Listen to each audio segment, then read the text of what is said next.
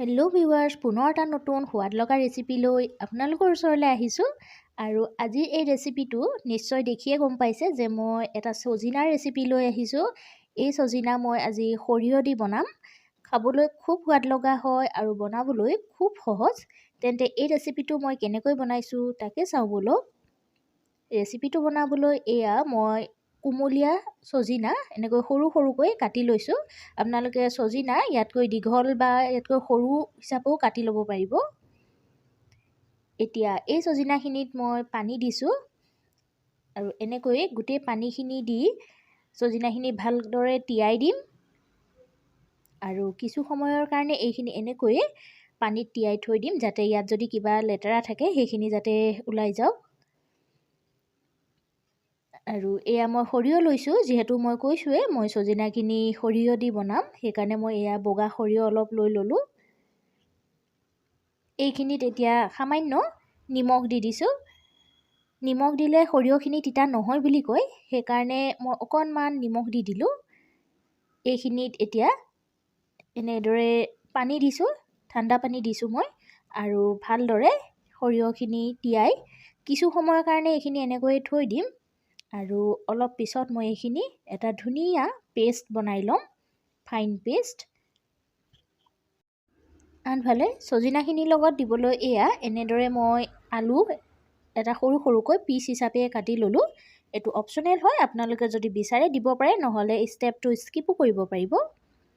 সৰিয়হখিনি কিছু সময় তিওৱা হৈ গ'ল। এতিয়া মই এনেকৈ মিক্সাৰ জাৰত লৈ ল'লোঁ আৰু লগতে কেইফুটামান আদা আৰু নহৰু ইয়াতে দি দিছোঁ।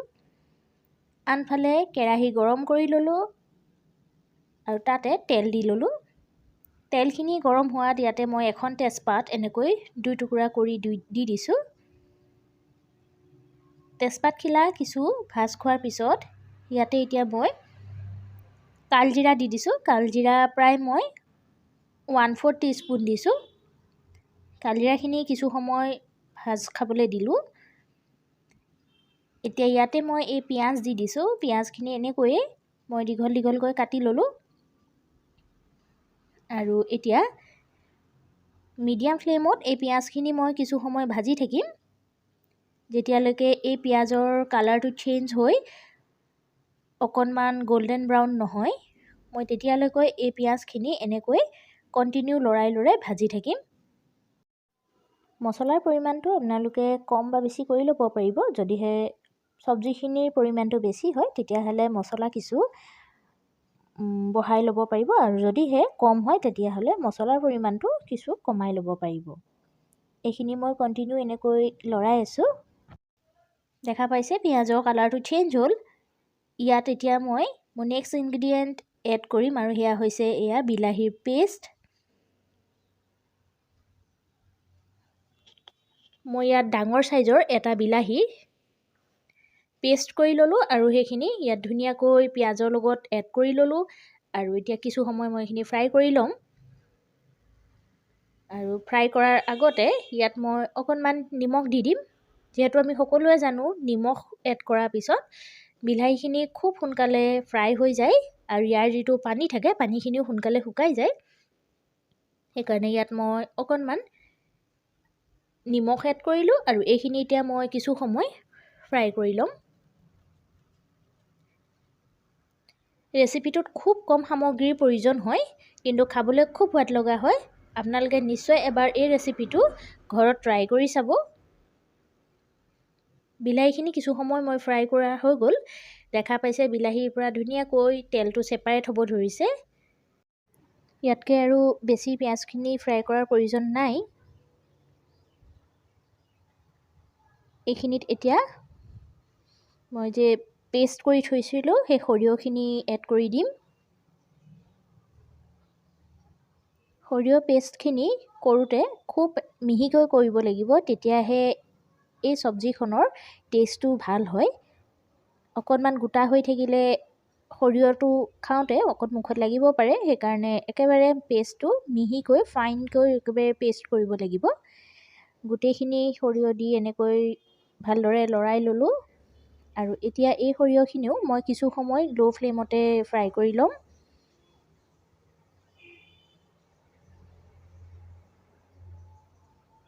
এই সৰিয়হখিনিতে মই অকণমান পানী এড কৰিছোঁ। মোৰ মিক্সি জাৰটোত যিখিনি সৰিয়হ এক্সট্ৰা লাগি আছিল সেইখিনিতে অকণমান পানী মিক্স কৰি এইখিনি দি দিছোঁ।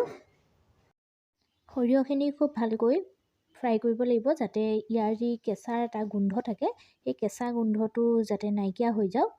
আৰু আপোনালোকে যদি বিচাৰে সৰিয়হ নিদিয়াকৈও ছজিনা চব্জি বনাব পাৰে, কিন্তু সৰিয়হ দি যেতিয়া ছজিনাখিনি বনোৱা যায় ইয়াৰ টেষ্টটো খুব ভাল ওলায়। আৰু এয়া চাওক, মই কিছু সময় ফ্ৰাই কৰি ল'লোঁ আৰু দেখা পাইছে লাহে লাহে তেলখিনি কেনেকৈ ছেপাৰেট হৈ আহিছে। মই কিছু সময় আৰু এইখিনি এনেকৈ ফ্ৰাই কৰি ল'ম। এইখিনি ধুনীয়াকৈ ফ্ৰাই কৰি লৈছোঁ আৰু এতিয়া মই এটা এটাকৈ ইনগ্ৰিডিয়েণ্টছখিনি এড কৰি যাম। যিহেতু ইয়াত মই একো মছলা এতিয়ালৈকে এড কৰাই নাই। প্ৰথমতে দিলোঁ হালধি ইয়াত মই হাফ টিস্পুন দিছোঁ। আপোনালোকৰ নিজৰ প্ৰয়োজন অনুপাতে কম বা বেছি কৰি ল'ব পাৰিব। হাফ টিস্পুন জিৰা পাউডাৰ আৰু হাফ টিস্পুন ধনিয়া পাউডাৰ বা কৰিয়েণ্ডাৰ পাউডাৰ এড কৰিলোঁ। ইয়াৰ উপৰিও ইয়াত মই এড কৰিম হাফ টিস্পুনৰ সমান কাশ্মীৰী ৰেড চিলি পাউডাৰ। এই কাশ্মীৰী ৰেড চিলি পাউডাৰটো কেৱল মই কালাৰৰ কাৰণেহে দিছোঁ, ইয়াত জ্বলা নহয়। এতিয়া এই গোটেই মছলাখিনিৰ লগত সৰিয়হখিনি ভালদৰে মিক্স কৰি ল'ম আৰু কিছু সময় মই ফ্ৰাই কৰি ল'ম। আৰু গেছৰ ফ্লেমটো এতিয়া মই একেবাৰে ল' কৰি ৰাখিছোঁ, কাৰণ হাই কৰি ৰাখিলে মছলাখিনি জ্বলি যাব পাৰে। সেইকাৰণে এতিয়া আমি ফ্লেমটো হাই নকৰোঁ বা মিডিয়ামো নকৰোঁ, একেবাৰে ল' ফ্লেমতে এইখিনি মই সিজিবলৈ দিম। আৰু মাজে মাজে মই লৰাই থাকিম, নহ'লে মছলাখিনি তলত লাগি জ্বলি যাব পাৰে। কিছু সময় এনেকৈয়ে ফ্ৰাই কৰি ল'লোঁ। এতিয়া মই যিখিনি ছজিনা কাটি থৈছিলোঁ সেইখিনি এনেকৈ দি দিছোঁ মছলাখিনিৰ লগত।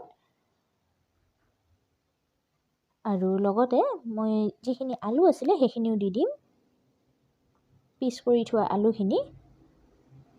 এতিয়া গোটেই ছজিনা আলুখিনি সৰিয়হখিনিৰ লগত ধুনীয়াকৈ মিক্স কৰি ল'ম আৰু এনেকৈ মই কিছু সময় ল' ফ্লেমতে ফ্ৰাই কৰি থাকিম।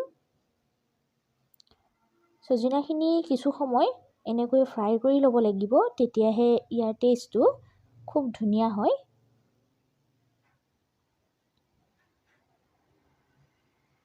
মই ফ্ৰাই কৰি আছোঁ, দেখা পাইছে আগতকৈ ছজিনাখিনি কিছু ভাজ খাইছে আৰু লগতে যি মছলাখিনি আছিলে অৰ্থাৎ সৰিয়হৰ যি মছলাখিনি সেইখিনিও ধুনীয়াকৈ ছজিনা আৰু আলুখিনিৰ লগত মিক্স হৈ গৈছে। খুব এটা ধুনীয়া গোন্ধ ওলাইছে। সৰিয়হ, ছজিনা আৰু বাকী যি মছলাখিনি আছিলে সেইখিনি খুব ধুনীয়া এটা গোন্ধ ওলাইছে। আপোনালোকে এই ৰেচিপিটো নিশ্চয় এবাৰ ঘৰত ট্ৰাই কৰি চাব আৰু কেনেকুৱা পাই মোক কমেণ্ট বক্সত জনাবলৈ নাপাহৰিব। এতিয়া এই ছজিনাখিনিতে প্ৰথমতে মই অকণমান পানী দি দিছোঁ, দেখা পাইছে খুব বেছি পানী মই দিয়া নাই। জাষ্ট মই গোটেই ছজিনাখিনি যাতে পানীত ডুব যাওক সিমানখিনিলৈকে মই পানী দিলোঁ।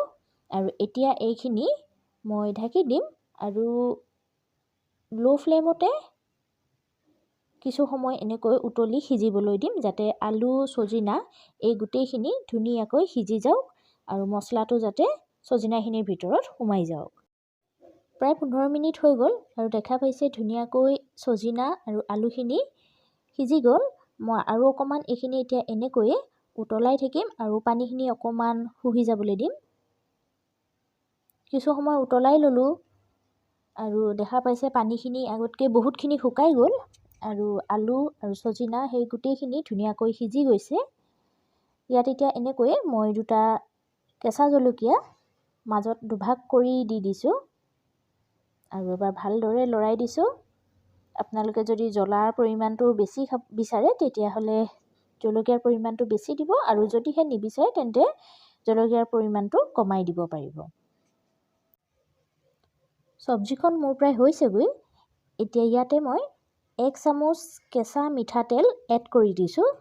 সৰিয়হ আৰু কেঁচা মিঠাতেল যেতিয়া একেলগে তেনেকৈ দি ভজা হয় তেতিয়া ইয়াৰ গোন্ধটো খুব ধুনীয়া ওলায় আৰু খাবলৈও খুব সোৱাদ লগা হয়।